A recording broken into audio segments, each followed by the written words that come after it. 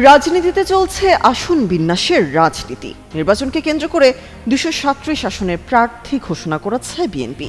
যে তালিকায় নাম আসেনি অনেক বাঘা বাঘা প্রার্থীদেরও, তাই ঢাকায় ফাঁকা আসনগুলোর দিকে এখন নজর হেভিওয়েটদের। নীতি নির্ধারকদের মতে সবকিছু হিসাব নিকাশ করেই আসন ছাড় দেবে বিএনপি। ঢাকার ২০টি আসনের মধ্যে ১৩টি আসনে সম্ভাব্য একক প্রার্থী ঘোষণা করেছে বিএনপি। বাকি ৭টি আসনে কারা পাচ্ছেন মনোনয়ন, সেদিকে এখন নজর সবার। এই আসনগুলোতে দলের একাধিক হেভিওয়েট প্রার্থী রয়েছেন, আবার বিএনপির যুগপৎ আন্দোলনের সঙ্গী মিত্রদেরও শীর্ষস্থানীয় নেতারা এসব আসনে মনোনয়ন প্রত্যাশী।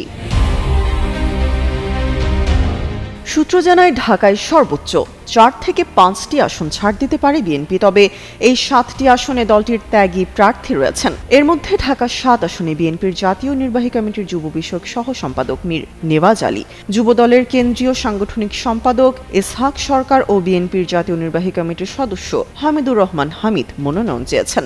ঢাকা ৯ আসনে আলোচনার কেন্দ্রে আছেন বিএনপির যুগ্ম মহাসচিব হাবিবুন নবী খান সোহেল এবং মহিলা দলের সভাপতি আফরোজা আব্বাস। ঢাকা ১০ আসন থেকে মনোনয়ন প্রত্যাশীদের মধ্যে প্রধানত রয়েছেন বিএনপির আন্তর্জাতিক বিষয়ক সম্পাদক ব্যারিস্টার নাসির উদ্দিন আহমেদ অসীম। ঢাকা ১৩ আসনে বিএনপি চেয়ারপারসনের উপদেষ্টা আব্দুস সালাম এই আসনে মনোনয়ন চান।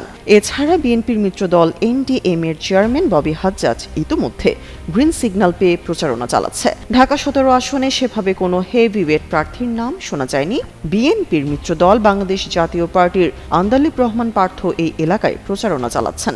ঢাকা মহানগর উত্তর বিএনপির যুগ্ম আহ্বায়ক এস.এম. জাহাঙ্গীর ঢাকা ১৮ আসনে মনোনয়ন প্রত্যাশী হিসেবে আলোচনায় রয়েছেন। ঢাকা ২০ এই আসনে মনোনয়ন প্রত্যাশীদের মধ্যে রয়েছেন বিএনপির কেন্দ্রীয় নেতা তমিজউদ্দিন।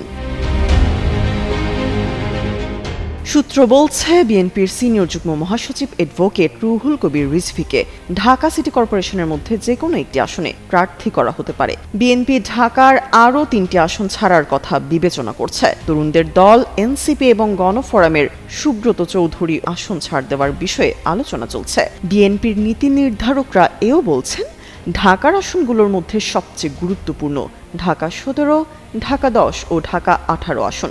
একটি আসন ছাড় দিলে অন্য দুটি আসন দলের রাখার বিষয়ে তৃণমূলের চাপ রয়েছে। তামান্না তাবাসসুম, যুগান্তর নিউজ।